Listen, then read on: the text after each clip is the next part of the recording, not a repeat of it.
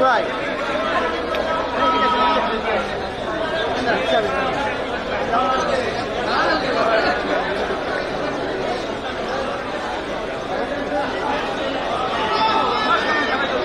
সাদাব ভাই সাদাব ভাই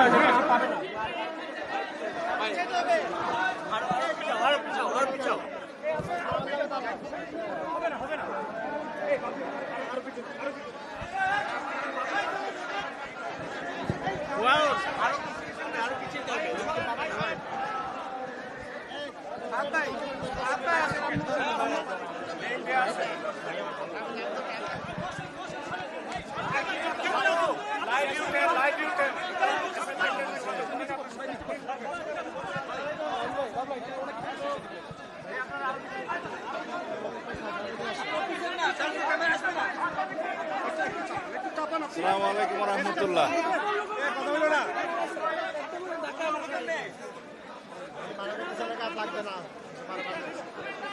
আজকে বাংলাদেশ জাতীয়তাবাদী উলামা দলের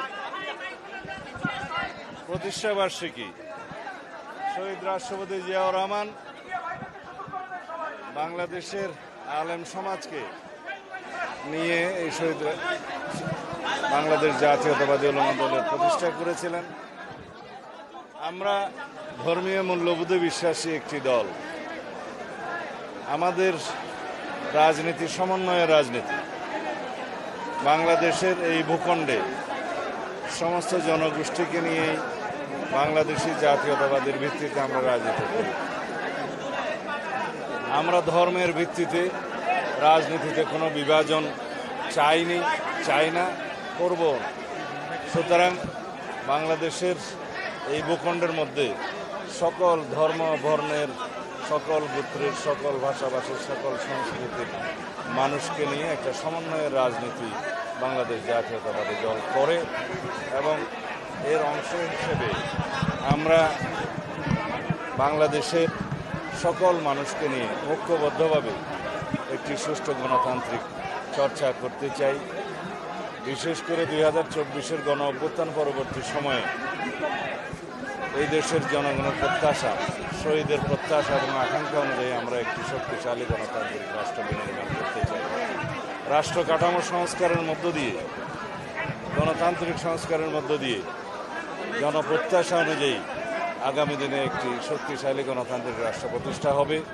এই লক্ষ্যে আমাদেরকে আগামীতে বাংলাদেশে একটি জাতীয় সংসদ নির্বাচনের জন্য সবাইকে অংশগ্রহণ করতে হবে, গণতান্ত্রিকভাবে যাতে আমরা আমাদের ভোটাধিকার প্রয়োগ করতে পারি, সেই জন্য আমরা দীর্ঘ লড়াই সংগ্রাম করেছি।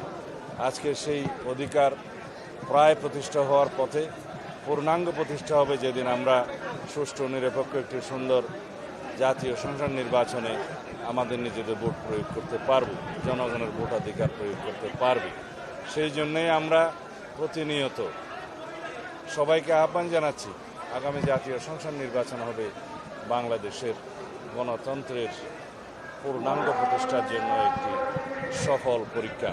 সুতরাং বন্ধুগণ, আমাদের মধ্যে যেন কোনো বিভাজন না থাকে, সকল রাজনৈতিক দলকে আহ্বান জানাই, বাংলাদেশের সকল জনগণকে আহ্বান জানাই, আমরা যেন একটা গণতান্ত্রিক প্রক্রিয়ায় উত্তরণ করতে পারি খুব সুন্দরভাবে। সেই জন্য আমরা সবাই মনোনিবেশ করি। আমরা অবশ্যই স্বীকার করব, বাংলাদেশের সকল জনগণ এখন নির্বাচনমুখী। বাংলাদেশে এখন নির্বাচনের আমেজ চলছে, আবহাওয়া চলছে। সকল প্রার্থীরা, সম্ভাব্য প্রার্থীরা এবং জনগণ ভোটের জনসংযোগে আছে।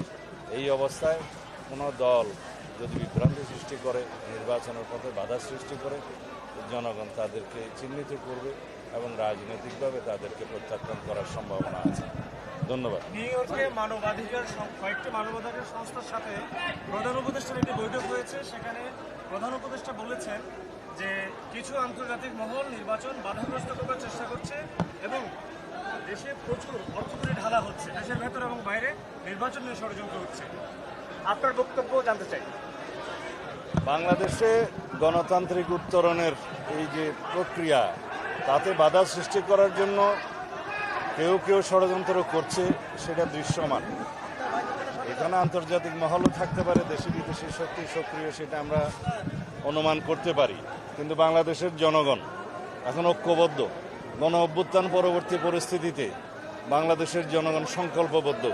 এদেশের গণতন্ত্র উত্তরণের পথে যারাই বাধা সৃষ্টি করবে এবং কোনো রকমের ষড়যন্ত্র করবে, সে দেশি হোক বিদেশি হোক, তাদেরকে তারা প্রতিহত করবে।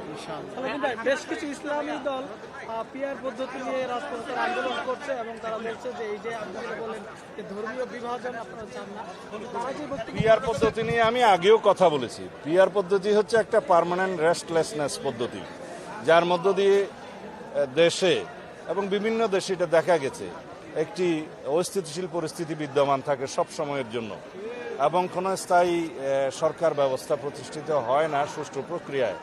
কখনো মেজরিটির ভিত্তিতে সরকার গঠন করা সম্ভব হয় না। একটি ঝুলন্ত পার্লামেন্ট থাকে, অস্থির অবস্থা থাকে।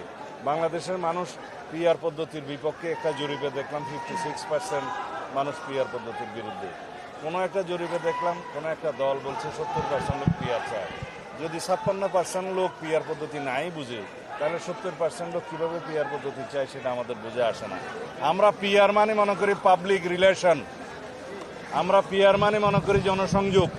এখন সবাই জনসংযোগে আছে, সেই পিআরে আমরা বিশ্বাস করি। যারা প্রপোর্শনাল রিপ্রেজেন্টেশন মানে পার্মানেন্ট রেস্টলেসনেস প্রতিষ্ঠা করতে চায়, তারা সফল হবে না। ধন্যবাদ। এই যে সালেহীন ভাইয়ের লাইনটা ছিল ভালো লাইন, এই প্রশ্নটা ভালো ছিল। পিআর কোনো প্রশ্ন